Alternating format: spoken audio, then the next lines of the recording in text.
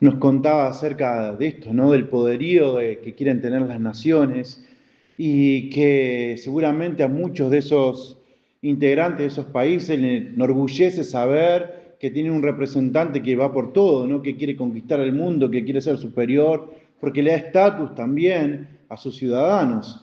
Y pensaba en esto, ¿no? Y pensaba en Jesús en cuanto a cómo a él también esperaban que él sea ese rey que pudiera hacerse cargo de los romanos, ¿no? Y en esta noche quiero hablarte acerca de las coronas que Cristo rechazó. Porque es importante que nosotros veamos que a Cristo le ofrecieron coronas, lo quisieron coronar, Cristo dijo, no, no quiero ninguna corona de este mundo. ¿No? Y uno de los mayores errores del ser humano no es negar abiertamente a Dios, es reinterpretarlo para que se conforme a nuestras vidas, ¿no? Y a lo largo de la historia bíblica el hombre ha intentado, por diferentes medios, domesticar a Dios, a reducirlo a categorías, a usarlo para sus propios fines. Y sabemos que esto no es nuevo también, que a lo largo de la historia y en los pasajes bíblicos podemos ver. Y te menciono algunos. Israel quería un rey como las naciones. Cuando salieron del pueblo, cuando salieron de Egipto, estaban allí, vieron que todas las naciones tenían rey, y dijeron, nosotros también queremos un rey, alguien que nos represente, como todas las demás naciones. Negaron a Dios para tener algo terrenal. Esperaban a un Mesías político en los tiempos de Jesús y vino un Mesías lleno de humildad a confrontar nuestro pecado. Y hoy muchos quieren un Cristo funcional, un Cristo que pueda ponerlo como rey para que me dé lo que yo necesito. Y el problema, querido hermano, no es la falta de religión, sino la distorsión del verdadero Dios. ¿Cómo distorsionamos a Dios queriéndolo acomodar a nuestros propios deseos? Y en los evangelios vemos una tensión constante en cuanto a esto. Jesús se revela quién es y la gente intenta redefinirlo, ¿no? Y hoy pasa también en nuestra vida diaria, en la sociedad en la que vivimos, como decíamos en la escuela bíblica, en los falsos maestros que se levantan, que quieren redefinir a Cristo. Y esto nos lleva a una verdad clave, queridos hermanos. El mayor peligro no es rechazar a Cristo frontalmente, sino seguir una versión falsa de Él.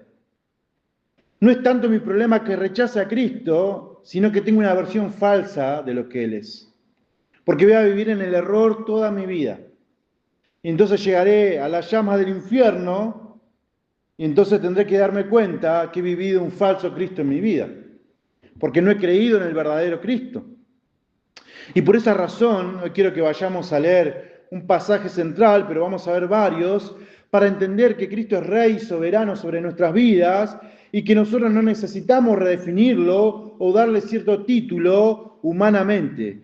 Cristo no necesita que nosotros lo hagamos Rey conforme a nuestra semejanza. Él es Rey y Señor de todo el universo y de todas nuestras vidas, y nosotros debemos creer en este Cristo Rey. Y quiero invitarte, como pasaje central, a que vayamos a Juan, capítulo 6. Vamos a leer del versículo 1 al 15, pasaje muy conocido, la alimentación de los 5.000. Seguramente te lo sabés, seguramente te lo acordás, lo que pasó allí, pero vamos a leer lo que dice la palabra de Dios y vamos a ver cómo la gente intentaba redefinir a Cristo o darle un título conforme a su corazón. Dice Juan capítulo 6, versículo del 1 al 15. Después de esto, Jesús fue al otro lado del mar de Galilea, el de Tiberias, y le seguía gran multitud, porque veían las señales que hacían los enfermos. Entonces subió Jesús a un monte y se sentó allí con sus discípulos. Y estaba cerca la Pascua, la fiesta de los judíos. Cuando alzó Jesús los ojos y vio que había venido a él gran multitud, dijo a Felipe: ¿de dónde compraremos pan para que coman estos? Pero esto decía para probarle, porque él sabía lo que iba de hacer. Felipe le respondió: 200 denarios de pan no bastarán para que cada uno de ellos tomase un poco, aunque sea, ¿no? Uno de sus discípulos, Andrés, hermano de Simón Pedro, le dijo: aquí está un muchacho que tiene 5 panes de cebada y 2 pececillos. Mas, ¿qué es esto para tantos? Entonces Jesús le dijo, hacer rescatar a la gente, y había allí mucha hierba en aquel lugar, y se recostaron como un número de 5.000 varones, y tomó Jesús aquellos panes, y habiendo dado gracias, lo repartió entre los discípulos, y los discípulos entre los que estaban recostados, asimismo de los peces, cuanto querían. Y cuando se hubieron saciado, dijo a sus discípulos, recoged los pedazos que sobraron, para que no se pierda nada. Recogieron pues y llenaron 12 cestas de pedazos, que de los 5 panes de cebada sobraron a los que habían comido. Este es el pasaje central que quiero mencionar aquí. Aquellos hombres entonces, viendo la señal que Jesús había hecho, dijeron, este verdaderamente es el profeta que había de venir al mundo. Pero entendiendo Jesús que iban a venir para apoderarse de él y hacerle rey, volvió a retirarse al monte él solo. Aquí vemos el milagro de Jesús en cuanto a los panes y los peces, ¿no? Lo sabemos, es historia que escuchamos desde pequeños en la escuela bíblica y sabemos lo que pasó y vemos el milagro del Señor allí. Y en primer lugar vemos esta corona que Jesús tuvo que rechazar. ¿Cuál es la corona? La del rey. Una corona de rey que intentaba controlarlo. Jesús dice ahí en el versículo 15, sabía que venían a apoderarse de él y a hacerle rey. Hermanos, si quiere venir alguien y yo me entero que me quieren hacer rey, acá estoy, hago señales de humo, tiro bengalas. Ese es el corazón humano. Jesús escuchó esto y sabía en los corazones de estos hombres, dice que se retiró al monte. Tenemos una situación clara acá, pero una mala visión de la gente de quién es Cristo. El texto nos narra una situación muy particular, ¿no? Jesús termina de enseñar, ve la multitud, alza sus ojos, ve la multitud allí, 5.000 varones con sus mujeres, los niños, dicen los comentaristas, alrededor de 10.000 personas allí, que necesitaban alimentarse. Después de haberlo escuchado, de haber pasado horas escuchándolo, había que darles de comer. No era obligación de ellos, pero estaba allí, Jesús quería provocar algo en los corazones de los discípulos y que la gente también vea y dejarnos como enseñanza para nosotros. Así que mira a Felipe, uno de sus discípulos, y le dice, ¿de dónde compraremos pan para que coman todos estos? ¿De dónde vamos a sacar comida? Tal vez Jesús le hizo esta pregunta a Felipe, porque habla especialmente de Felipe, porque él era de Betsaida, un lugar que estaba cerca del lugar donde estaban ellos. Así que como diciendo, bueno, a ver, Felipe, ¿conoces algún mayorista, algún nini por acá cerca, que así podemos comprar en cantidad y darle de comer? ¿De dónde vamos a comprar? ¿Tenés idea, Felipe, qué podemos hacer? Pero nos dice el texto bíblico, Juan nos deja en claro que Jesús decía esto para probarle, porque él sabía lo que iba a hacer. Y Jesús sabía el milagro que estaba por realizar, pero quería utilizar esta oportunidad para dejarles una enseñanza a sus discípulos. Para Jesús no solo se trataba de cumplir con un trabajo y darle de comer a la gente, sino que también quería enseñar y mostrarle a sus discípulos el proceso que lleva todo esto. Felipe ya había visto el milagro, o había visto a Jesús haciendo milagros y realizar milagros, y había visto lo que Jesús hacía. Y sin embargo, Felipe empieza a dudar de los recursos divinos que Jesús tenía. Y empieza a decir Felipe, bueno, mirá, Señor, 200 denarios de pan no alcanzarían. Estos son, más o menos aproximadamente, son 6 meses de sueldo. No van a alcanzar para que podamos comer. Ni 6 meses de sueldo juntos alcanza para darle y comer a toda esta gente. Su problema estaba en dos partes. El primero, porque él entendía que no había recursos para comprar el pan y alimentar a la multitud. Y segundo, si tuviera algo de recursos, sería imposible comprar lo suficiente para alimentar a todos. Imagínate hacerte una actividad y que vengan 10.000 personas, así de la nada, que tengas imprevisto. ¿De a dónde sacamos? Y Felipe, si hubiese tenido un poco más de fe y conocimiento más grande en cuanto a nuestro Señor, él hubiese podido pensar de otra manera. Él podría haber visto de otra manera. Y él podría haber dicho una frase que quiero citar ahora, que escribí, que me parecía importante decírselo textual, y se los leo. Él podría haber dicho algo como esto: Maestro, No sé de dónde hay comida para alimentar a esta multitud, pero tú eres más grande que Moisés, a quien Dios usó para alimentar una multitud cada día en el desierto. Y ciertamente puedes hacer una obra más sencilla a través de un siervo más grande. Tú eres más grande que Eliseo, a quien Dios usó para alimentar a muchos hijos de los profetas con poca comida. Lo que es más, las Escrituras dicen que no solo de pan vivirá el hombre, y tú eres lo suficientemente grande como para llenar a esta multitud con las palabras que salen de tu boca.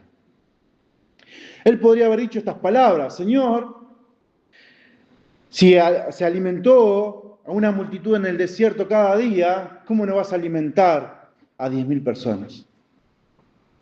Pero el conocimiento de Felipe sobre esta situación era un poco certera. Él sabía que los recursos no alcanzaban. Él sabía que no iba a poder sostener aún si tuvieran los 200 denarios. Pero sin embargo, nosotros podemos ver que Dios no se basa por nuestras cuestiones económicas, por lo que nosotros tenemos, por lo que nosotros podemos hacer, sino por el poder que Él tiene para realizar la tarea. A menudo limitamos a Dios de la misma manera, ¿no?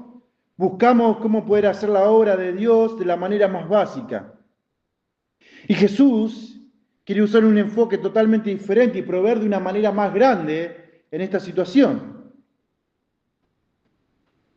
Felipe era una persona muy realista, calculaba con rapidez, era un hombre de negocios y por lo tanto estaba dispuesto a confiar en sus cálculos, ¿no? Queridos hermanos, Dios no funciona por nuestros cálculos. La calculadora para Dios no existe, no funciona de esa manera.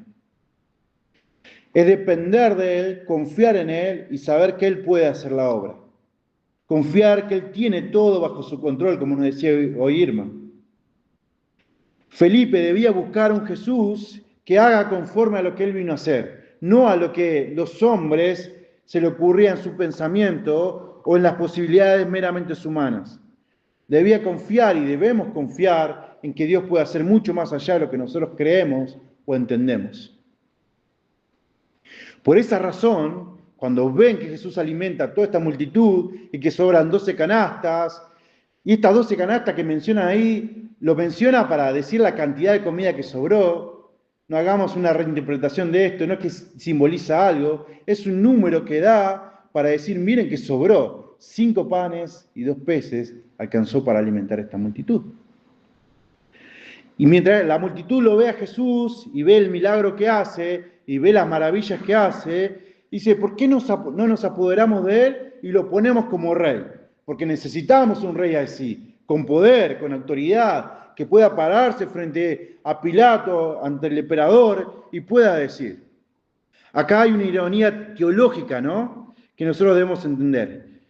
Quieren dominar al que tiene dominio sobre todas las cosas. Querían apoderarse de alguien que tiene poder sobre nuestras vidas.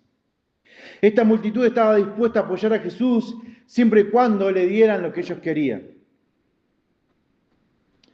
Está bien, es fácil por ahí criticar, decir, bueno, esta gente porque le dio el pan, entonces ahí empezaron a seguir a Jesús y ahí lo querían. Bueno, hermanos, muchas veces nosotros nos ponemos gozosos con Jesús o con nuestro Dios cuando recibimos algo. En los momentos por ahí que estamos en crisis, nos cuesta un poco ver a este Jesús. Y nosotros debemos verlo en cada situación como el Señor y como el Dios que Él es.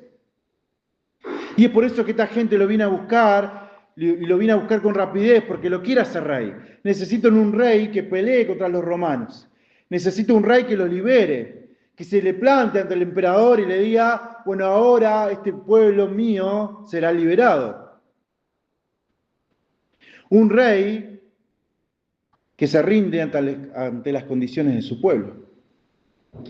Hermanos, este pasaje nos revela una dinámica espiritual muy grande.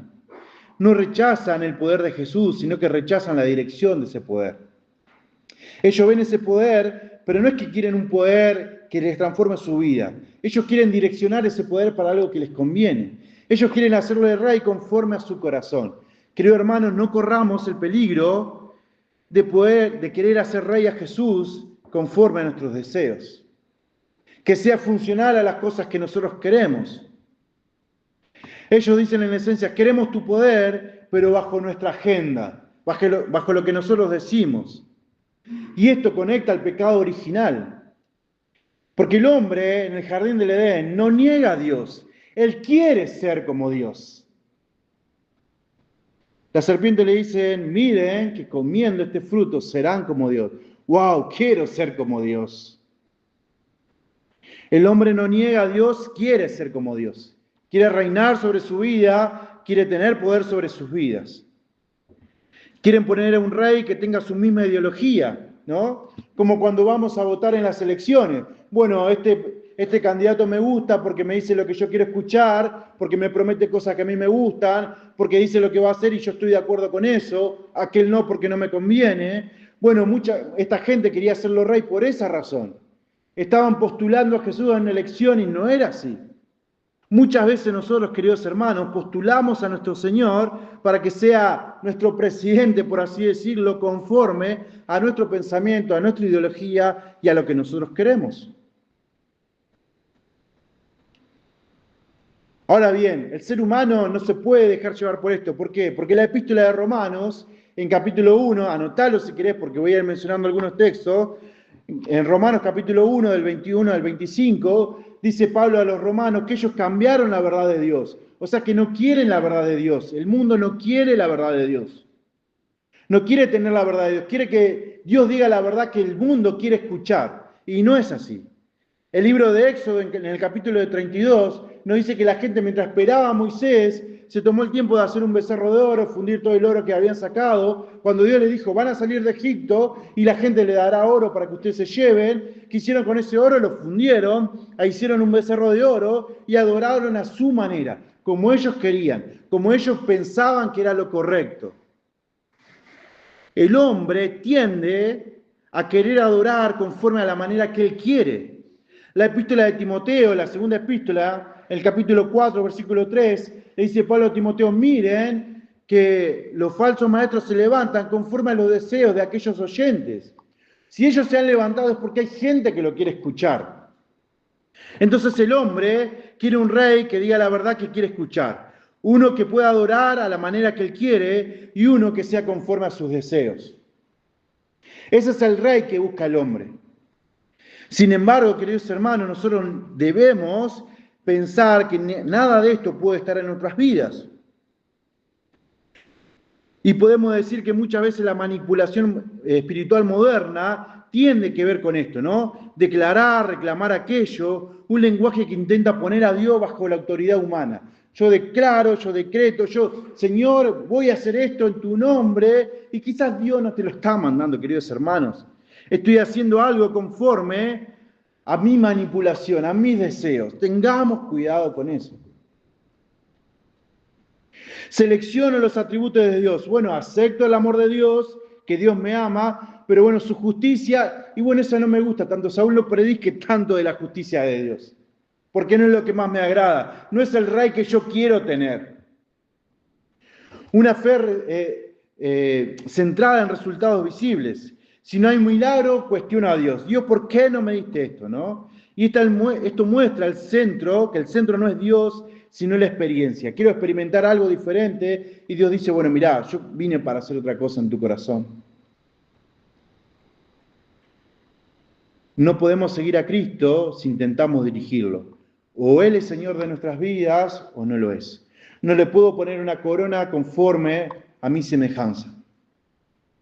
Por eso Jesús rechaza esta corona, porque esta gente quería hacerlo rey con esa intención. No querían ponerlo como el Salvador, como aquel Dios creador, querían ponerlo conforme a su corazón. Hermanos, que no corramos el riesgo de querer o estar adorando un Dios, un rey, que no es el rey que nos dice la Biblia. Porque corremos peligro. En segundo lugar, la corona que Jesús rechazó fue la corona del camino fácil. Allí en Mateo capítulo 4, del 8 al 10, todos sabemos, está Jesús en la tentación y el diablo viene y le muestra un montón de cosas y el versículo 8 dice, sí, otra vez lo llevó el diablo a un monte muy alto y le mostró todos los reinos del mundo y la gloria de ellos. Y le dijo, todo esto te daré si postrado me adorares. Entonces Jesús le dijo, vete Satanás, porque Cristo está, al Señor tu Dios adorarás y a Él solo servirás.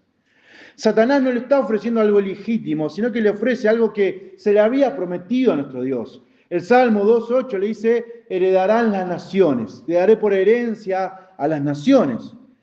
Querido hermano, lo que pasaba acá es que el método era el malo.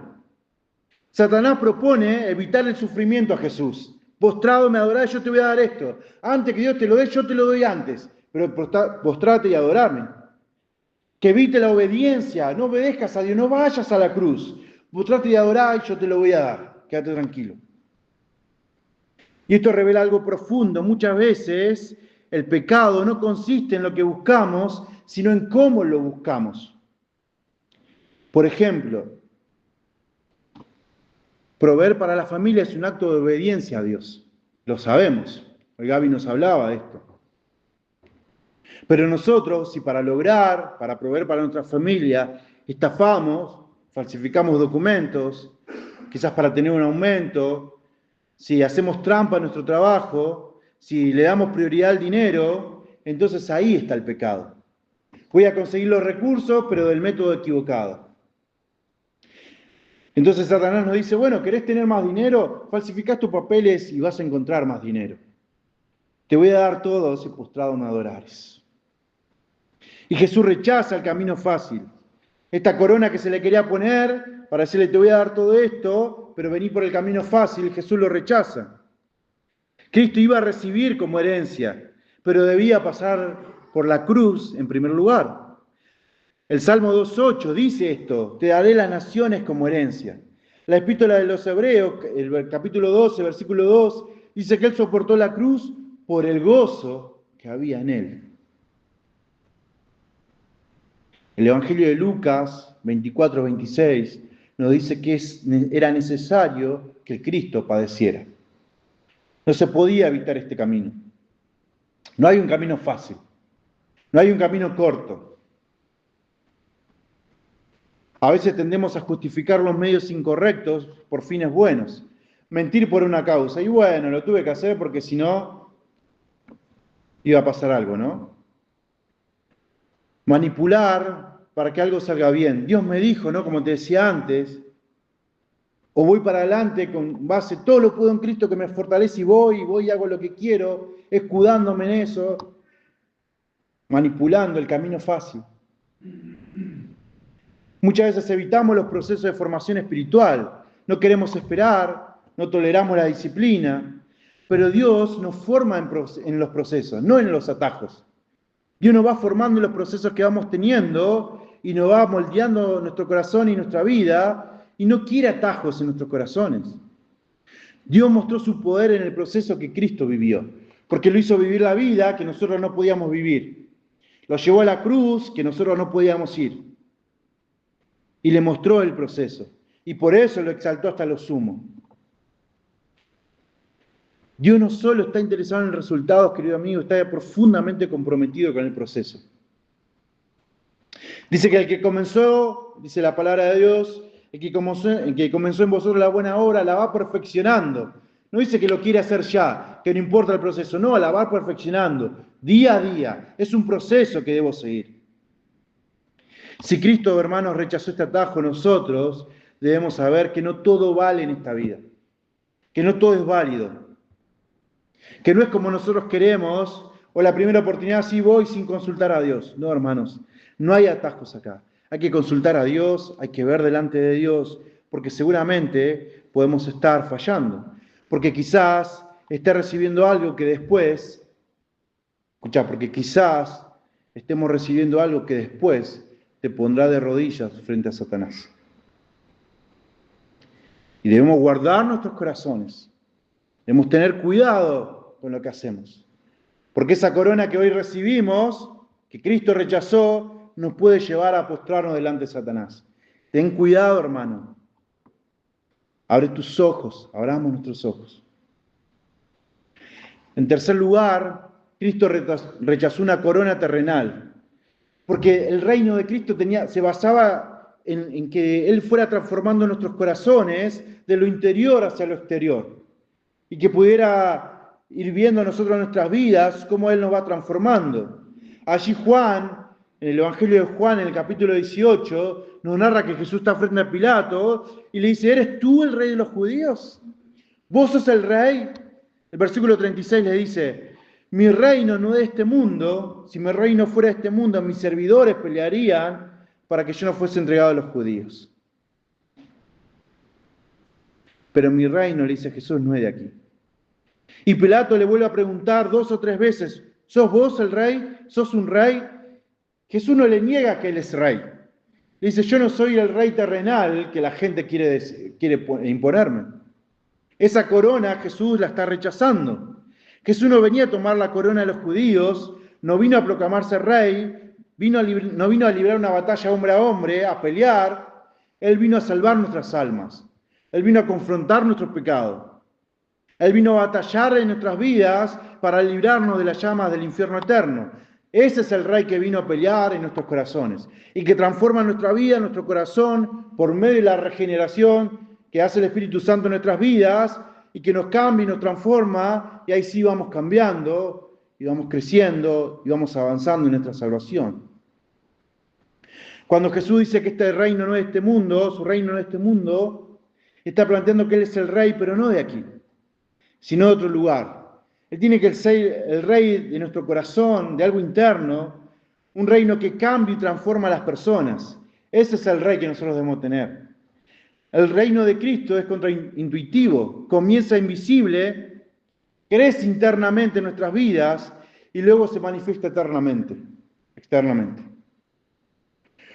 Comienza de una manera invisible, va transformando internamente y se manifiesta externamente. ¡Wow! ¿Cuánto cambiaste, Saúl?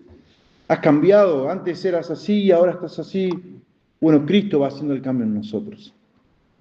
Hoy decíamos antes de empezar la reunión, a veces es muy fácil hablar, es muy fácil decir, pero es difícil expresarlo con nuestras acciones. Bueno, Cristo va cambiando nuestro corazón hasta el punto que nuestras acciones se convierten en nuestras palabras. Lo que nosotros decimos se convierte en nuestras acciones. Y es bueno que eso pase en nuestro corazón. Y esto rompe la lógica humana que siempre busca cambios visibles primero, ¿no? Tenés que cambiar de una forma visible. Por eso Jesús rechazó esa corona. Porque solo buscaba las cosas de este mundo y no lo eterno. Busca cambiarte externamente y no internamente. Cuando Él lo llaman el rey de los judíos, querían decirle que Él tome una corona para librarlo del imperio romano y solo eso. Solo para tener un rey de su pueblo. Después lo iban a desechar, seguramente, como lo hicieron con los otros reyes. Pero Cristo en su reinado produce cambios diferentes. Y que son cambios silenciosos también. El Evangelio de Marcos, en el capítulo 4, nos habla de esta parábola de la semilla, que va creciendo silenciosamente, que está allí el agricultor y que no ve los cambios, pero de pronto ve crecer. No vio lo que pasó debajo de la tierra, pero Dios estaba allí obrando, algo invisible. En Mateo capítulo 13, versículo 33, nos dice que la levadura lo transforma todo. Algo que no se ve, no estás viendo cómo la levadura está haciendo, pero sí estás viendo los resultados. Efesios 3, 16 y 17 dice que somos fortalecidos en el hombre interior. Nuestro cambio, hermanos, empieza internamente y después hace externamente. Empieza en nuestros corazones y después se empieza a ver, ante la sociedad se hace visible. Debemos considerar y prestar atención si estamos evaluando la vida espiritual por métricas incorrectas.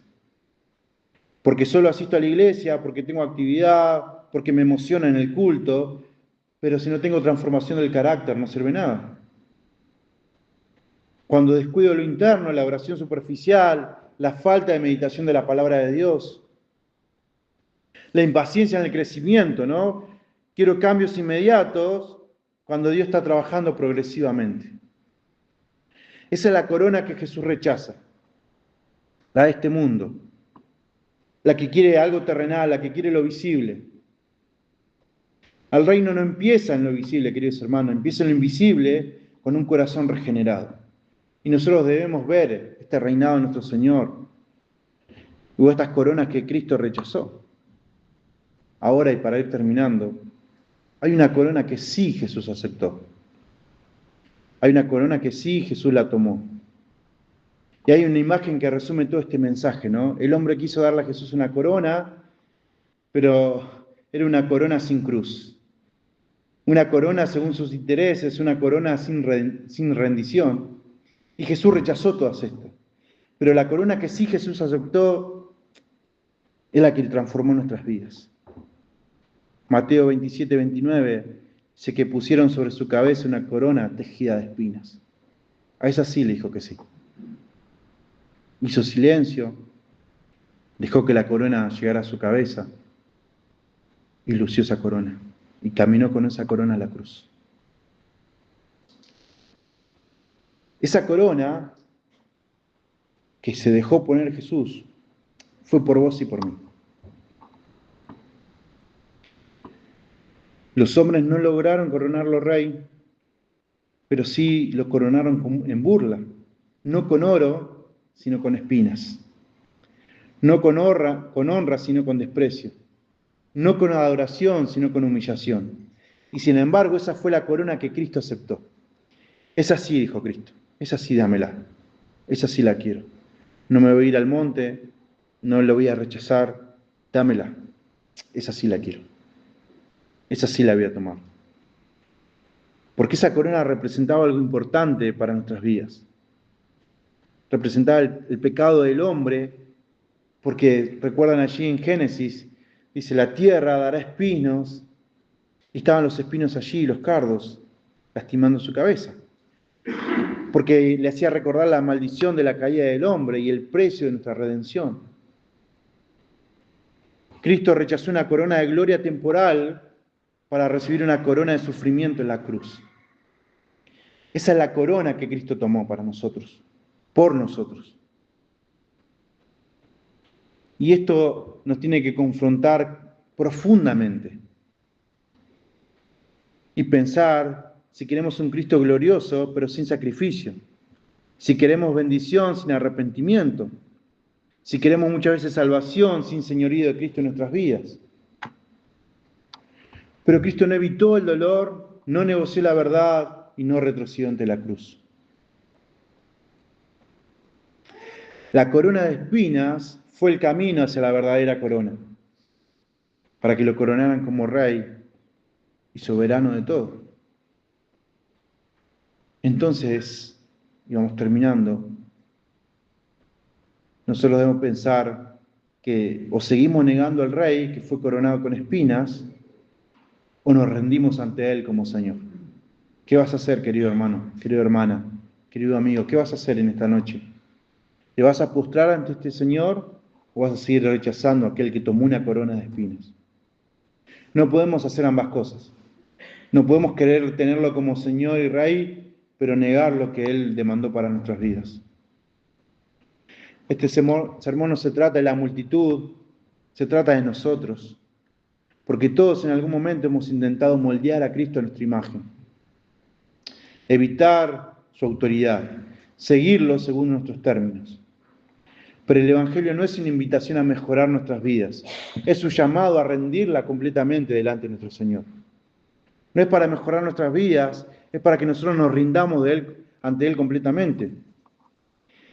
No te preguntes solo si estás creyendo en Jesús. Pregúntate en qué Jesús estás creyendo. ¿Cuál es el Jesús que estás creyendo en tu vida? Porque hay un Jesús que no confronta, que no exige, que no gobierna. Ese Jesús, querido hermano, no salva. Ese Jesús fue creado por el hombre y muchas veces creado por nuestros deseos. Pero el verdadero Cristo confronta tu pecado, demanda tu rendición y transforma tu vida. Cristo no vino a negociar con tu voluntad, vino a redimirla. No vino a decirle, bueno, mirá, para que vos me aceptes, te voy a dejar algunas cosas. No, o te rendís delante de este Dios, o rechazás a este Dios. No vino a negociar con tu voluntad. No vino a ocupar el lugar en tu vida, hermanos. Vino a ser el Señor de tu vida. No es que lo tengo en un lugar en mi corazón. O es el Señor o no lo es para nosotros. Tenemos que preguntarnos, hermanos, ¿qué corona le estamos dando a nuestro Señor? ¿Quién es el Señor para nosotros? ¿Algo hecho a nuestra imagen y semejanza o algo que es realmente nosotros lo entendemos por medio de su palabra? ¿O estás siguiendo al Rey verdadero o a una versión creada por tu corazón? ¿A qué Jesús estás siguiendo? Y nosotros debemos pensar en esto, hermanos. Pensar que Cristo vino, murió por nosotros, resucitó el tercer día, rechazó lo que el mundo le daba, porque no vino a ser conforme a nuestra imagen y semejanza. Vino a que rindamos nuestra voluntad delante de Él, vino a que nos sometamos a su señorío, a que estemos dispuestos a creer en su soberanía, a que entendamos que todo es de Él y por Él y para Él y nada más. En ese Jesús debemos creer. Y debemos rendirnos cada día ante sus pies, debemos buscarle cada día y saber qué es lo que Él quiere para cada uno de nosotros, todos los días de nuestras vidas. Él tiene que ser el Rey, pero el Rey bíblico para nosotros. No un rey hecho a nuestra imagen, no un rey que yo acepto algunas cosas y rechazo otras. O Él es el rey completo en mi vida o no lo es. ¿De qué lado estás, querido hermano? ¿Uno que rechaza este señorío de Jesús o uno que acepta este señorío y se somete ante este rey? Si no mirás los libros de historia, nadie podía hacerle frente a un rey o moría.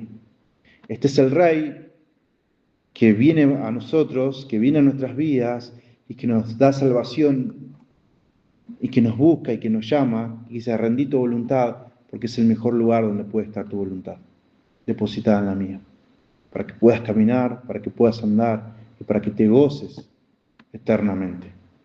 Que el Señor nos bendiga, hermanos.